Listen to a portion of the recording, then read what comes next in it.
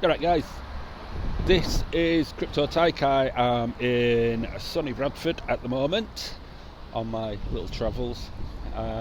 Get around through mainly in West Yorkshire. But anyway, I thought I'd do a short video with the Fed announcements coming up this afternoon. It's going to have an impact on the crypto market, although a lot of it will already be priced in. You've got to bear that in mind. Not all of it, but you know the old saying, buy the rumour, sell the news.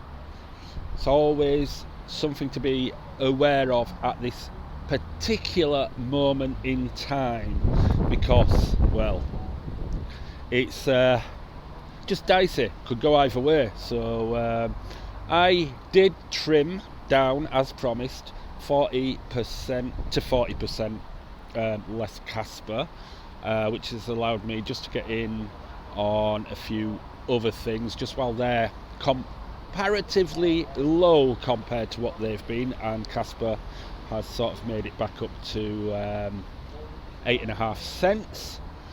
So I thought, yeah, good time just to get rid of the last of it. Now, funnily enough, I ended up doing this video again because I did watch Mitchell Lim in the meantime. He'd released a video and he's doing his usual broken clock. It'll be a broken, like I said, a broken clock is right at least twice a day, and there's going to come a time when he's going to say, I told you all, I told you, that's what we're going to happen. But it's like, thing is, if you'd have probably had some USDC sat around for the last year or whatever, you'd have got more in interest on that and still being able to buy CAS at better prices than you were at many periods of time that there's been. So you'd have been able to buy more CAS rather than, like he probably is, deep in the reds, throwing more money into it in desperation that it'll lower his average price and start showing green sooner. But every time it'll go up and go back down again, and then go down a little bit more and then go up a little bit, because that is just what markets do. Now with the Fed, what's going to happen we don't know for sure. It could be good news for crypto, but like I say, if it's nothing spectacular, then the average price, the prices, a lot of it will already be priced in, which could be a bit of a, I don't know, it's hard to say. It could see a bit of a spike, so Casper might go up if you know, for those people with Casper, but it might not be permanent. This might not be the pump. The pump is still yet to come.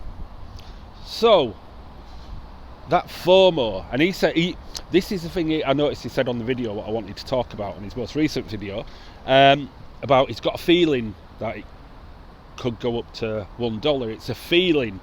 Now the problem with feelings that I've noticed, and it's also, people have said, smarter people than me, there's a lot of them, and one thing I've come to notice is the markets, whether that be crypto or general trading, they are very good at playing on your feelings. Your feelings that things are going up, you start seeing greens, and by the time you've bought in, they start turning back into massive reds, and suddenly you're making losses. Now it's no accident, because the people who have the power and the money to influence the markets, they know this. So what happens is you start seeing the greens all jump on, and suddenly they sell, take their profits, and the rug's pulled from underneath your feet. That is potentially what could happen today. You're going to start seeing prices go up, and then suddenly that's when it comes down, but it's too late by then because you're already in. And that's because they know psychologically what levels you're wanting it to go to, and they also know what's going to tempt you into buying, and then they know when to sell. And it's based on simple psychological feelings, in other words, that we have. Those feelings. So if you're saying, I've got a feeling it's going to do this, I've got a feeling it's going to do this, and you're finding that every time you have this feeling, it just seems to go tits up. Sometimes you get lucky, but a lot of the time, it's like the market is doing the opposite of what you think it does. It's like the minute you put something on, prices go down. And you just wish you'd waited another hour or not bothered at all. And that's not by accident. So the problem is with Mitchell Lim, who's quite young, he gets his feelings, and he's got a feeling this is going to happen, and he's had a feeling it's going to happen for the last year. Keeps saying anytime now it's going to break out, it's going to break out. And if he'd have just waited and not put any money on Casper and then bought in around now, or a couple of months ago when it were at its bottom, but let's say even if it were now, right, he would have a hell of a lot more Casper, and those reds wouldn't be as scary as they probably are for him now. Because have you noticed he doesn't tell you how much Casper he's got and what his average price is? Be interesting to know that.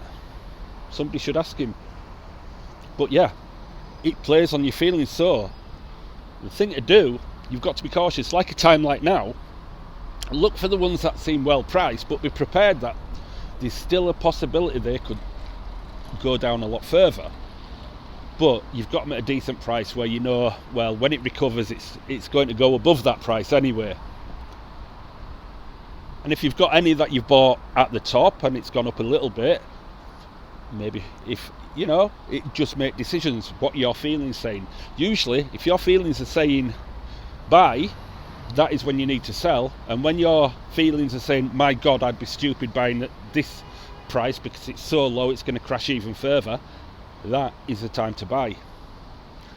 Your feelings are not good measurements of anything. Feelings in general, psychologically, I could go into more psychology because that's one of my things. But yeah, from a psychologist standpoint, your feelings are the thing that fucks you over.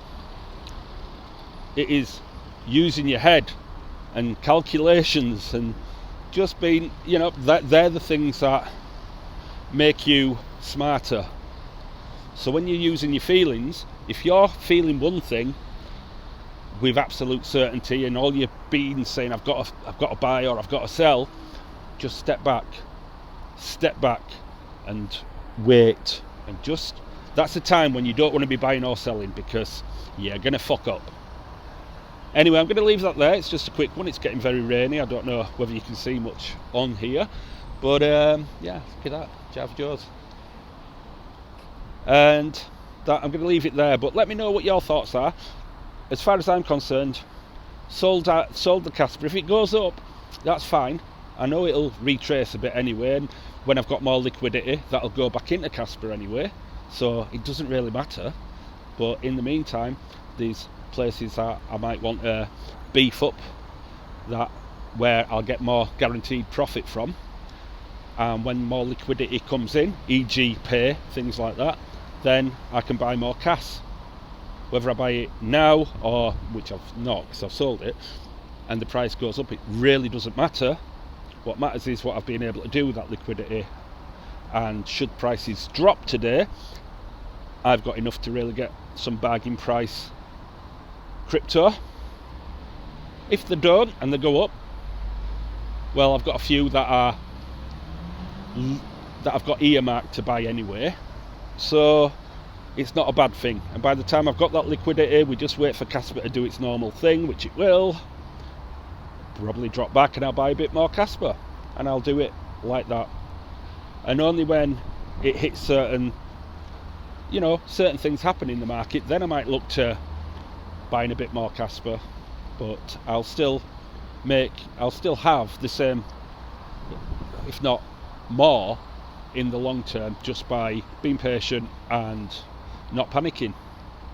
And unfortunately for Mitchell Lim, he's thrown 2 Ethereum at it, and look what's happened to Ethereum compared to the price of CAS, and will happen with Ethereum. He then followed that up this week by spending over 2,000 Aussie dollars on Casper, only for him to find 2 hours later he could have got it even cheaper